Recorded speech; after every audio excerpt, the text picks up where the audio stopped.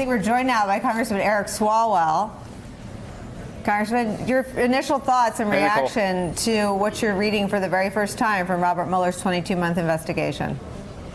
Well, good afternoon, Nicole and Brian. Well, first, I hope once and for all the President of the United States will acknowledge that Russia attacked us. And when you read through the multiplicity of contacts that are laid out of Russians in the Trump campaign, Russians and the transition team, Russians and the administration, it's clear that our democracy has been compromised, and this president needs to acknowledge that. Otherwise, we won't do anything to protect this from happening again.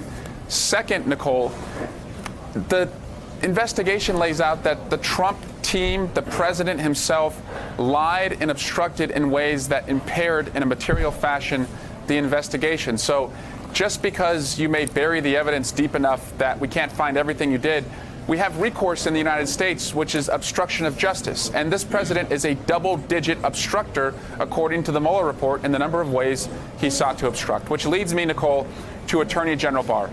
You can be the Attorney General of the United States and represent all of us, or you can represent Donald Trump. You can't do both. And because Attorney General Barr wants to represent Donald Trump, I think he should resign. You're calling for the Attorney General's resignation today after what you saw?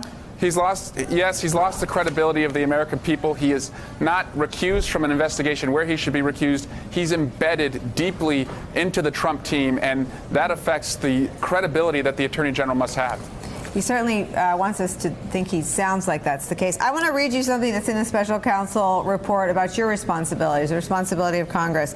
Special counsel writes, although the president has broad authority under Article 2, that authority coexists with Congress's Article 1 power to enact laws that protect congressional proceedings, federal investigations, the courts, and grand juries against corrupt efforts to undermine their functions. Usually, those constitutional powers function in harmony with the president in courting the criminal laws under Article 2 to protect against corrupt obstructive acts. But when the president's official actions come into conflict with the prohibitions in the obstruction statutes, any congressional tension is reconciled through separation of power analysis. Do you hear that as a call to duty to commence impeachment proceedings, something Nancy Pelosi has said is off the table?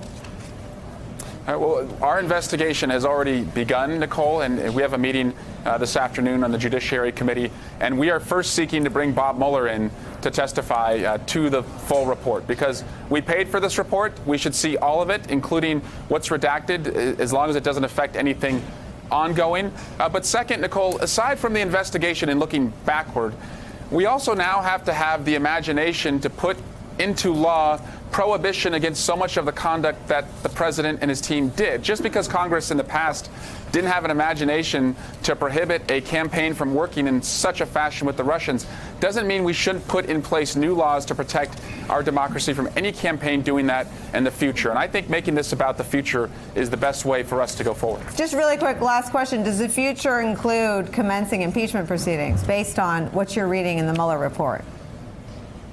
So I'm going to leave that to Chairman Nadler. Again, he's leading a meeting today. There are concerning contacts that the campaign had with the Russians, and the way that the president lied, he certainly acted guilty, and there are consequences for the way that he and the people on his team acted.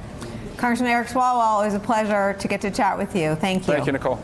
Hey there, I'm Chris Hayes from MSNBC. Thanks for watching MSNBC on YouTube. If you want to keep up to date with the videos we're putting out, you can click subscribe just below me, or click over on this list to see lots of other great videos.